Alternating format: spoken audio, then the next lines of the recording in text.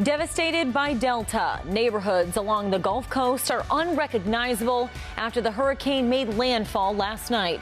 Trees are uprooted and homes are now torn apart. There are more fish on the roads than cars because the streets are flooded from the heavy rain. Wind sent utility poles on a slant with wires in the waves. Good evening, I'm Rachel Cardin. Delta became the 25th named storm of the Atlantic hurricane season and the 5th hurricane to make landfall in the United States this year.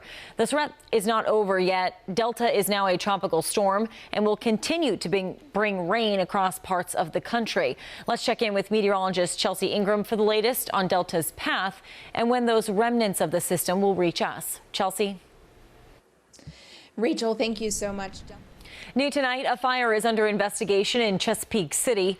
Matt Gale caught footage of the flames as they lit up the sky just after 7 off of the Chesapeake and Delaware Canal. It's unclear what may have caused it, but witnesses say they didn't hear or smell anything out of the ordinary in the moments leading up to the blaze. We've reached out to Cecil County Emergency Services for more information. Stay with us online for updates as we get them. A light in the dark. That's how loved ones of Marcus Park Sr. describe him.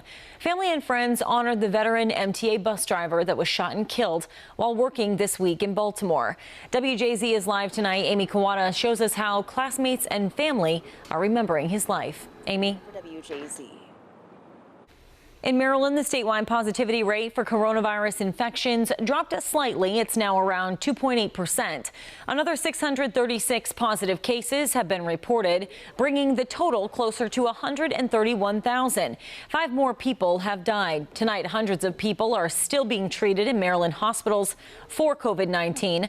91 of them are in intensive care. President Trump's doctor says the president is no longer at risk of transmitting the coronavirus. This new information comes just hours after President Trump made his first public appearance since his diagnosis.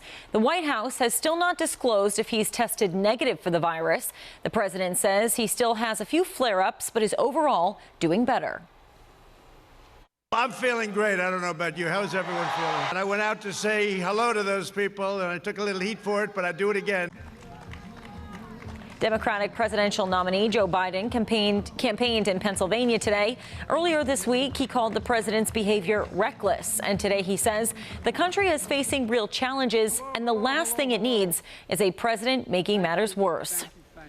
It's World Mental Health Day. A Columbia University psychiatrist says there's going to be a massive increase in mental disorders due to the coronavirus pandemic, and it's important to pay attention to your psychological health.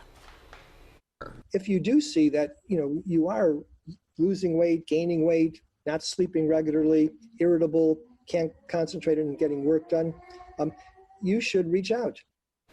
Experts say it's always best to be cautious. You can start with a phone call to your primary care doctor to see what the appropriate next steps are if you're noticing that something's wrong. And coming up on WJZ, demonstrators clash with police over a deadly officer-involved shooting in Wisconsin. Who's now offering to help the protesters with their legal fees?